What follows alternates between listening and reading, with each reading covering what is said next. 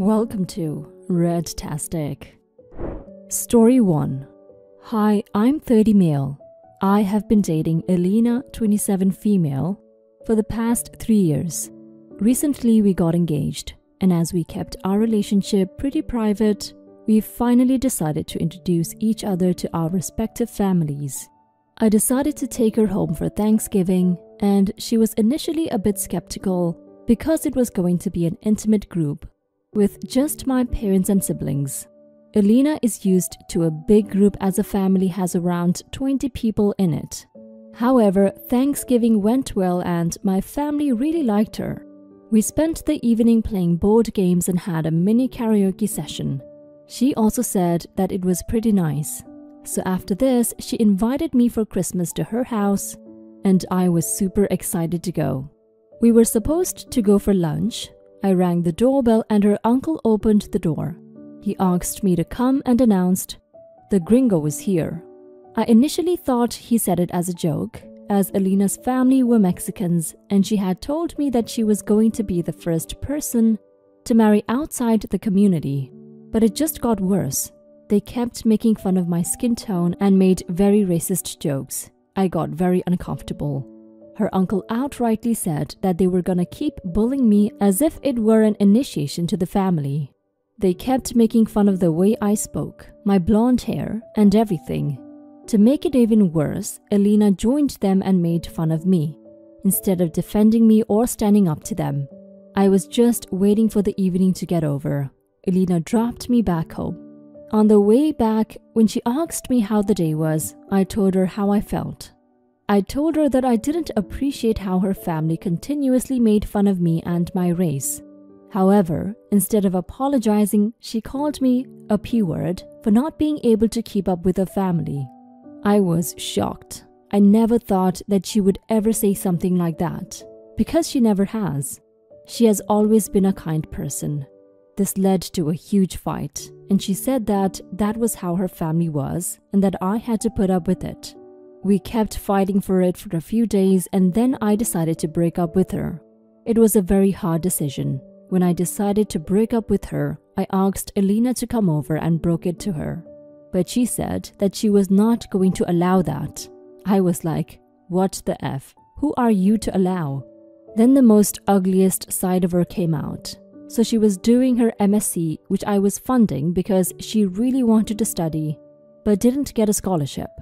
She said as she had a sibling still in school, she had to save up for his college. Hence, I decided to sponsor her MSc. She was a year into it. So now Elena said that I could not break up with her because who was going to cover her tuition otherwise? I burst out laughing at her audacity. She got so triggered and started screaming. I got so mad and asked her to get out of my house. Am I the a-hole? Update. Her so-called cousins, uncles and dad called and threatened that they were going to kill me if I broke up with her. I immediately informed the cops and got a restraining order against her and all of them. After this, her parents' lawyer called and told me to be a man and keep up my promise of sponsoring Elena's MSc. I told them that if he or anyone tries to contact me, I would sue Elena for all the money I had already spent on her education. They didn't call after that. Last I heard, she had dropped out because she couldn't afford to pay for college. Good riddance. I'm really proud of you for breaking things off with Elena. She and her whole family sound toxic as hell. Even if that was how they were, as a good partner, Elena should have taken your feelings and complaints into consideration. She shouldn't have called you a name just for speaking your mind about her family's toxicity. But honestly, she doesn't sound so different from her family. The fact that she refused to break things off with you so you would still be held accountable for her school fees says a lot about her character. You dodged a bullet, OP. Good riddance to her. Story 2. Last weekend, my roommate, 25 female, and I, 26 female, had 5 friends over to get ready together before a big night out. Amongst those was my best friend, whom I don't see a whole lot because we've been very busy, and a bunch of other girls in our friend group. We were all listening to music and getting ready and had our doors open. I got annoyed because my roommate kept coming into my room to ask things. or join the conversation. I know she wants to feel included, but I don't get to spend time with just my best friend a whole lot. And she has a whole room to get ready, so I asked her to stay out of mine as we are getting ready. She seemed confused but walked away. Then a bunch of girls all came into my room, which I also found annoying, but they don't have their own room in the apartment unlike my roommate, so I guess they had no choice. So I was annoyed but okay with them coming in. Then my roommate once again tried to come in and join the conversation and I just lost it. I said loudly, "No," to roommate, "Stay the F out of my room." I knew I went a little too far because she started tearing up and refused to come out that night. The rest of us still went out and had a good time. I know I sound like a massive a-hole, but this isn't the first time this girl has invaded my privacy. I made it clear to her I wanted alone time with my best friend, and she didn't respect it. I could have said it nicer, but she did not listen to my wishes. Am I the a-hole? OP, you're the a-hole. This is so cruel. You acknowledge that she just wants to feel included and you humiliate her in front of everyone by singling her out as the only person not allowed in your room. Like, that was vile. On top of that, when she started crying, what did you do? Go after her and apologize? No. You went out and had a great time. Like, wow, this is infuriating to read. I really hope she leaves you lot. This is like the typical mean girl squad that arbitrarily chooses a person to be left out. This has nothing to do with you spending time with your best friend. You were all supposed to be getting ready for a night out, and you singled her out even when everyone else was in your room. Honestly, the fact you even think you are partially in the right is staggering. Now for some comments. You are the a-hole. How is this even a question? The woman you live with wants to be friendly with you, your best friend, and the 4 other women you invited over. You shunned her from the broader group and made her feel explicitly unwelcome and shamed her in front of your guests. Even as she welcomed your friends into her shared space. She's great, you suck. You're the a-hole, so you let a bunch of other girls in your room, but you have a problem when she wants to join. You purposely excluded her and then yelled at her. Of course she wouldn't come out. If you want privacy, close your door next time. If there is a next time. You're the a-hole big time. And sorry for being rude, but I just can't stand it when people exclude others. If you wanted one-on-one time with your best friend, why didn't you kick the other girls out or set up time with just her? I saw you edited your post. It doesn't make you sound any better or nice.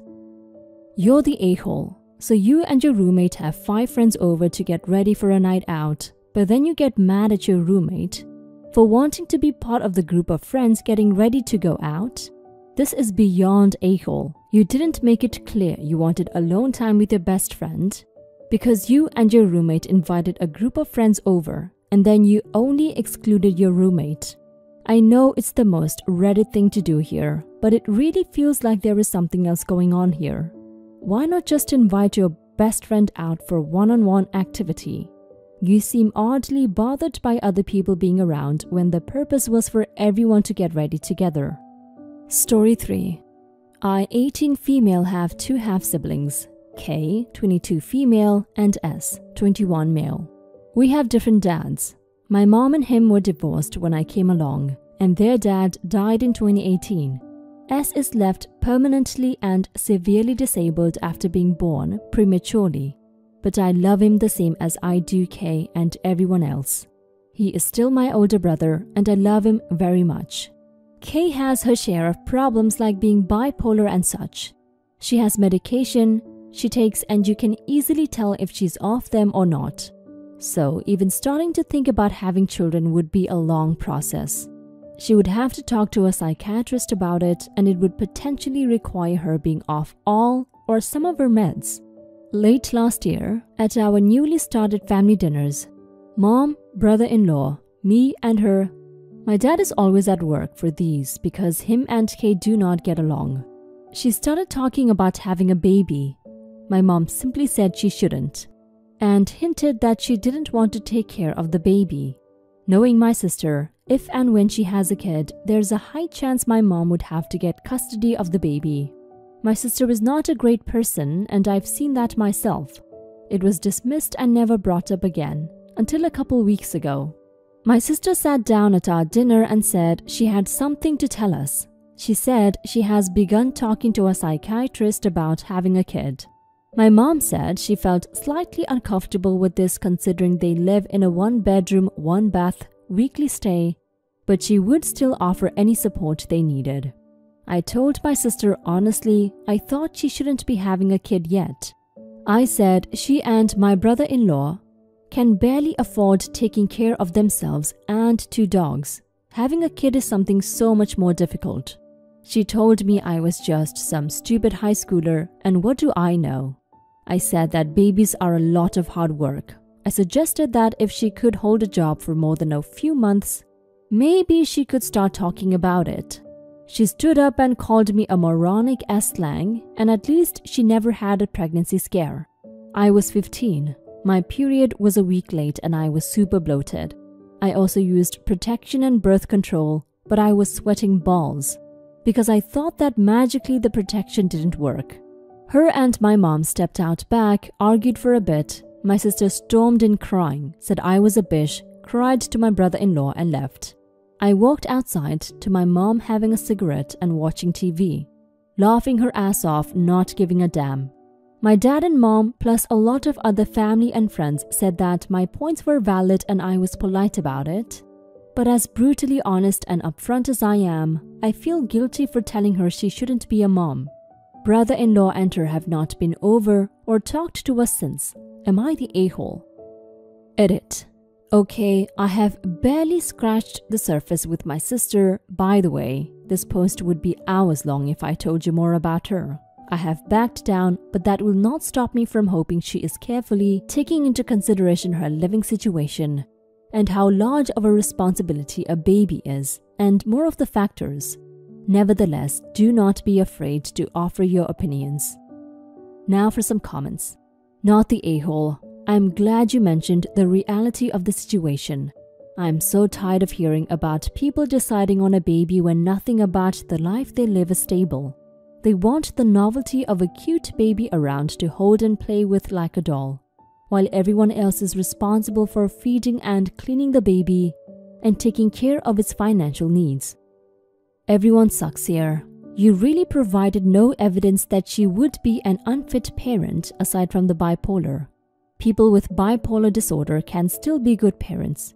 Ultimately, this is a decision between her, her doctor, and the potential baby's father. You don't get a say on other people's reproductive rights. But damn, what she said to you was off the wall, so you know.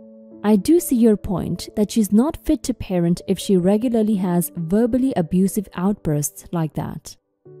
Not the a-hole as long as you drop it from this point forward. They're valid points that should be brought up for the sake of her kids. Bringing it up once in a matter-of-fact way isn't wrong. She definitely is not ready for kids if she can't hold down a job. She was always going to react that way though. People like that always do when you bluntly tell them the truth, because they want to bury their heads in the sand about the consequences of their actions. It would mean they are being selfish and they don't want to acknowledge that.